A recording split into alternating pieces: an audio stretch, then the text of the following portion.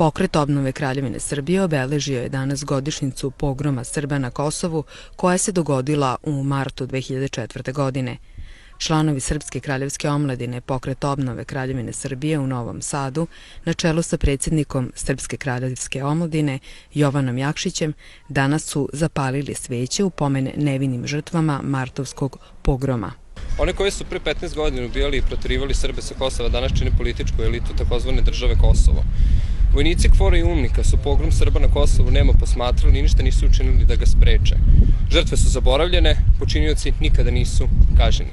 Ne smemo dozvoliti da nam zločinci i teroristi uzmu najsvetiji deo naše teritorije, kolevku srpske istorije, tradicije i naroda.